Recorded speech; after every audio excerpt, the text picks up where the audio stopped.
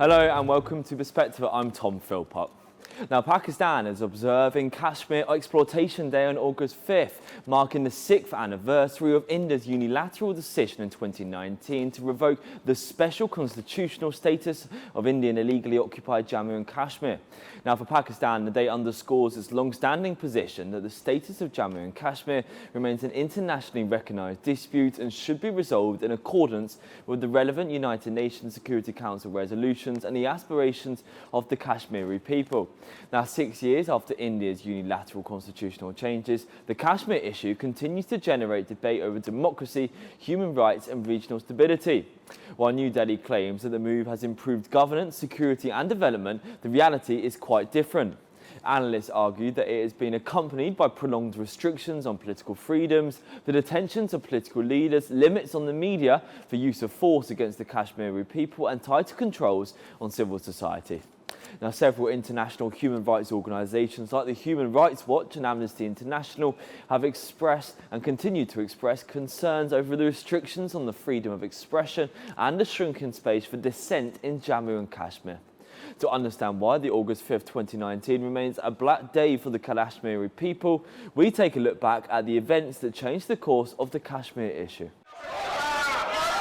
On August 5th, 2019, the Government of India revoked Article 370 of its constitution, ending the special status of the former state of Jammu and Kashmir. Article 35A was also removed, and the region was reorganized into the Union territories of Jammu and Kashmir and Ladakh. Ahead of the announcement, authorities imposed extensive security measures, including a communications blackout, movement restrictions, and the detention of hundreds of political leaders and activists. Pakistan rejected the move, arguing that it was unilateral, altered the status of a disputed territory, and was inconsistent with relevant United Nations Security Council resolutions. Islamabad has since continued to raise the Kashmir issue at international forums. The developments also drew international attention. Reports by the Office of the UN High Commissioner for Human Rights before and after 2019, along with findings by Human Rights Watch and Amnesty International, documented concerns over restrictions on civil liberties, freedom of expression, arbitrary detention, and the use of security laws in the region. These organizations have urged Indian authorities to uphold international human rights standards. As usual, the Government of India has rejected many of these criticisms, falsely claimed that security measures have been necessary to counter so-called terrorism, and that the region has witnessed improvements in infrastructure, investment, and public services. However, analysts contend that democratic participation has been constrained by prolonged political restrictions, arrests under preventive detention laws, and limits on independent journalism. They argue that these developments have raised questions about the health of democratic institutions in the region. 6 years later, the debate remains unresolved. The people of Kashmir still suffer from Indian brutalities, and their voices are being pressed using draconian laws. Pakistan and international observers continue to question whether the measures have advanced peace and reconciliation, or instead deepened political divisions, sufferings, human rights violations, and an attempt to silence the voices of freedom.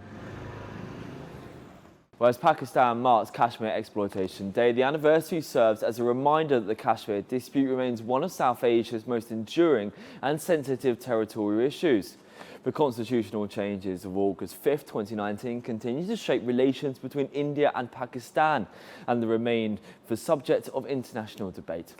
Well, Pakistan continues to challenge their legality and call for a peaceful resolution of disputes in line with the relevant United Nations Security Council resolutions, while international human rights organisations have continued to call for greater protection of civil liberties, political freedoms and the freedom of expression in Indian illegally occupied Jammu and Kashmir. Well, to discuss this segment, we're joined by the defence and political analyst Zahir Shah Shirazi. Sir, hello and welcome back to Perspectiva. So 6 years after the revocation of Article 370, how do you assess its impact on democracy, political representation and civil liberties in Jammu and Kashmir? The atrocities and the unfair means which had been done at the time of the Indian subcontinent's partition. And I think that it is the unfinished agenda of the partition in 1947, 19 by the autocratic rule of Narendra Modi. It's a kind of a black day. It's a day of exploitation. And that is the reason it is also observed a day of exploitation all over Kashmir, in both Kashmir, in Azad Kashmir as well as the Indian occupied Kashmir. I would say that it's a kind of a negation of the human rights. The Kashmiris have lost their representation. Actually, they are now under the tyrant rule of Narendra Modi government, and it's an open violation of the United Nations resolutions on the status of Kashmir, that the Kashmiris have their own right. They should be deciding about their future under a plebiscite which had never been held. So I think it is just why all over the world, not only in Pakistan but in both Kashmir, internationally, the Kashmiris observe this August 5th as a day of exploitation and a black day in the history of Kashmiri's freedom struggle. Well, India has argued that the 2019 constitutional changes have improved security and development. To what extent do available evidence and independent assessments support or challenge that claim? But I think as far as this, after the implementation of this law, millions of more Indian troops, they have entered Kashmir. They have taken over the lands of the people, their houses. Even they can intrude and they can enter everyone's house without any warrant. After the revocation, there is no security to the people of Kashmir. Rather, what we can say that the non-Kashmiris are being imposed on the Kashmiris. The way the demographic shift of the Kashmiri population is going on, the non-Kashmiris are now allowed to buy land here, forcibly shifted and installed here. The only way is that they wanted to convert the Kashmiris population into a minority, because Kashmiris are in majority, and that is the reason people from all over India, they are being, especially the hardliners, Hindu, take over the Kashmiris' land, and that is done on the pattern of what had been done in the Zionist state of Israel. I think there is no difference between Israel and India. Both are working on expansionist design. Both wanted to take over the land of other people. What had happened in Gaza, it is the same is being tried, and it's being implemented in 70 and 335A. So I think it is now time the international community, especially the United Nations, should look into it, at how the Kashmiris genocide is being done in one way or the other. So I would say that it's a false statement of the Narendra Modi government, a false narrative. It wanted to tell the world that they have done it for the security reasons. Well, Pakistan maintains that India's actions contravened relevant UN Security Council resolutions, while India argues the matter is an internal constitutional issue. How should these competing legal positions be understood under international law? Well, India, since the partition, it is a kind of a country which is the 1947 partition. It is still working on the agenda of Akhand Bharat and expansionist design. So I think it is by no means why the United Nations resolutions are violated. It's the time the international community should come forward. But actually, no one is doing that. Why it is being done? Because India and the so-called hegemonic international establishment, it wanted to be in this way. The way the Kashmir and the partition thing was done, it was intentionally left behind the partition agreement. Reason that still millions of Muslim Kashmiris, they are facing a lot of trouble.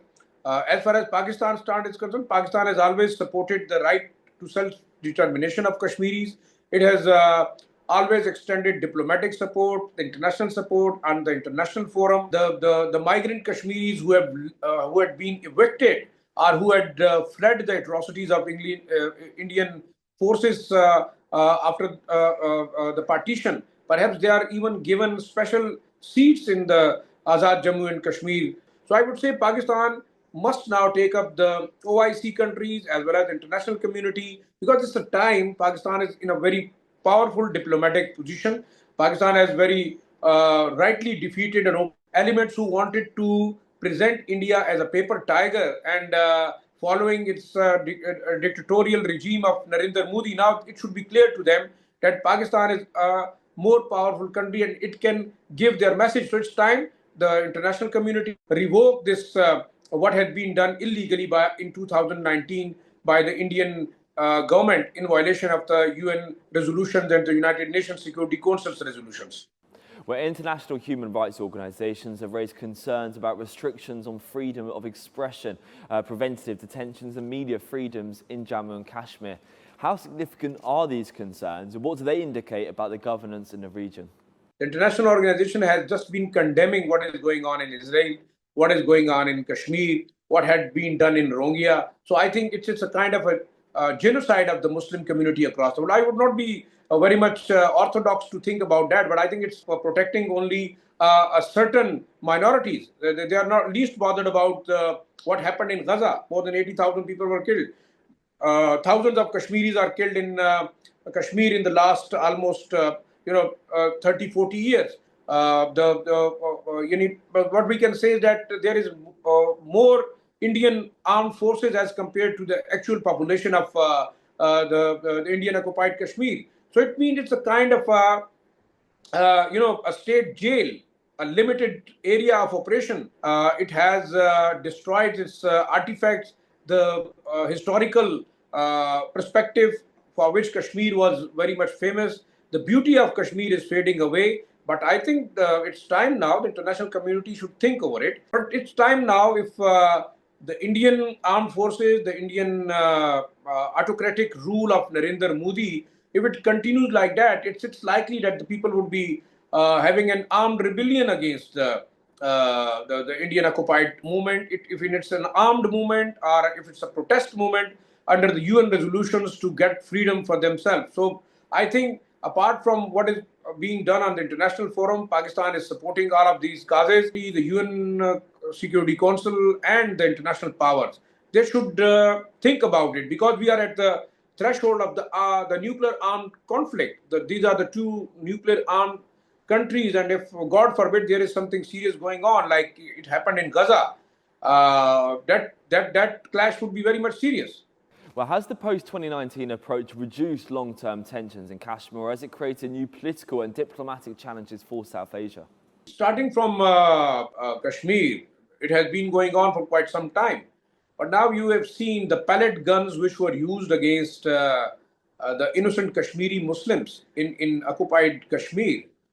The way the armed and, had been killing innocent Kashmiris, firing right at their faces, at their bellies, the pellet guns, it has now transformed into a kind of a larger Indian atrocities against its own population, targeted very badly. And you might have seen they had been showing that the pellet guns which was used by the Indian armed forces against the Kashmiris, that atrocity, that autocratic law, that draconian dictatorship had gone to the Indian youth themselves.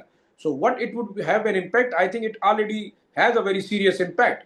Gen Z has taken up the issue of the human rights happened in Sri Lanka, what happened in Nepal, what had happened in Bangladesh. So it's time now. I think this Gen Z would be likely to get free Kashmir very soon.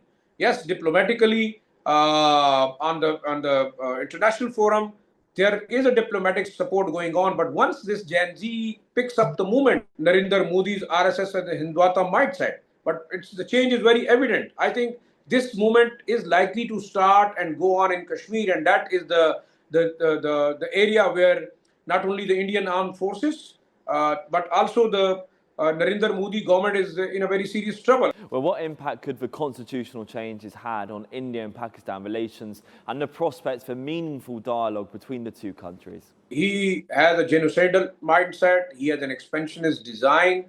He had always been dictating to Pakistan. It has always involved not only in state terrorism in occupied Kashmir against the innocent Kashmiris, lowest of the diplomatic terms. Yes, the border smuggling might have been going on, but there is no trade going on. There is no cricket going on. There is no diplomatic exchanges going on. The way the Pulwama, the Palgam, and all these incidents were used as a clear message that what are the designs of Indian Narendra Modi's autocratic rule in India. It's a sham democracy. The people who are at the lower ebb, they don't have a right. They are at war. And we have seen the war last year, and that was very much clear. But Indians are still saying that they would continue with Sindoor 2, having a proxy war on Pakistan's western border. They have started supporting those militants and terrorists in Afghanistan who are attacking Pakistan. And now we have evidence, we have proof. The former Afghan Armed Forces General Sadat, and supplying these weapons, money to TTP, BLA, BRA, and other terrorist groups which are attacking Pakistan's interests. Then there is a water war going on. Indians are supporting and financing those dams which would deprive Pakistan of its land. The Sindoor 2 is going on. Pakistan is just defending. But God forbid, what Indians are planning ahead. They are piling up weapons. They are piling up sophisticated weapons. The Ladakh mountains are full of those international hostile intelligence agencies officers who are training not only the Afghan militants but also the militants who are likely to intrude Pakistan. So they are planning big to fight Indians in the potential warfare, the conventional warfare. It also has the capacity to knock out India if it comes up with some experiment of going nuclear. So I think it's very much clear that Pakistan do have a lot of deterrence in terms of its armed forces, in terms of its people. 8 times larger India could coerce Pakistan. So the message is very clear. If the Indian atrocities go on, I think, and such like proxy war continues on Pakistan's western border, and atrocities against Kashmiris. Well, what role should the United Nations and the broader international community play in encouraging respect for human rights and reducing tensions over Kashmir? Well, Tom, I think the issue of the human rights violation inside Kashmir, they had been reporting it. They had been sending the report to the international human rights organizations. But what had happened? Only condemnation. They have condemned India. They have demanded equal rights for the Kashmiris. They have also been demanding the rights of Kashmiris under the UN resolution, but that had not happened ever. They have different policies when it comes to, the rights of innocent Muslim community. So now what we have to see, the UN system has already collapsed. And the way war was imposed on Iran, the way the innocent Palestinians were targeted, it was a genocidal act. The likes of Rothschild and Chabads, they have one agenda. And they are, as we have heard, even the American war minister, Pete Hegseth, has been calling it a crusade. So where is the society heading towards? The Britishers like France, Spain, and Germany, what are they up to? Whether they wanted to go for a clash of civilization, that would be destructive, and it could be a kind of a hell on earth. So we have to think over the rights which they demand for their own community. Yes, I would not say the general public is very much clear. The people do have a human herd. They feel what is going on in Kashmir, and it's a kind of a bad omen for the Muslim community that the Muslim Ummah, the OIC, is keeping a mum. They are having dual policies. It's not only the UN system, but the international system. They had totally collapsed to respect, but they are least bothered to protect the rights of humanity for which these organizations had been formed. But it looks now that most of these organizations are to protect the rights of some who wanted to impose their will on the other. So that is a very dangerous prospect, and it should be shunned once for all. Well, looking ahead, what practical steps could help build confidence, protect the rights of people in the region, and support a peaceful and durable resolution on the Kashmir dispute? I think Kashmir dispute in the coming years, I think it can prove disastrous. I would say the UN resolutions are very much here. It's not only a piece of land; it's the identity of a huge population. Even one part of their house is in Indian occupied Kashmir, the other is in the Pakistani free Kashmir. So we have to think over it. The laws are there, the bylaws have been made, the UN resolutions are very much there. There should be a plebiscite. But what Pakistan's stance is very much clear. Kashmir is nearer to us than our jugular vein. And that is what the Indians are saying. Perhaps they have the right over the entire Kashmir and Ladakh and the northern areas. I think it's time the international community should sit together. We must have a regional solution. It should be the responsibility and the right of the people that what they want. They want a free Kashmir. Yes, it's okay with us. They want to be part of Pakistan, which they mostly say. Their flags very clearly shows that they want to be part of Pakistan. It was a part of Pakistan. The international community as well as the regional powers, they should avoid all those conflicting things which can create or which can pitch these two nuclear armed rivals against each other. And that is the only bone of contention. When Pakistan and India get together, I think it's a huge country. There is a huge potential for billions of dollars of trade. And I think if we have borders, but the borders should be like the responsible neighbors. It should not be like arch rivals who are dagger drawn at each other and they are willing to kill each other at any moment, creating a kind of uniformity in the policies, which would be more focused on humanity instead of vested interest of killing each other and going hostile against each other, going for human rights violation, whatever is going on. And the last thing I would say, the 2019 provoking act, I think that should be repealed. Thank you so much. Appreciate it.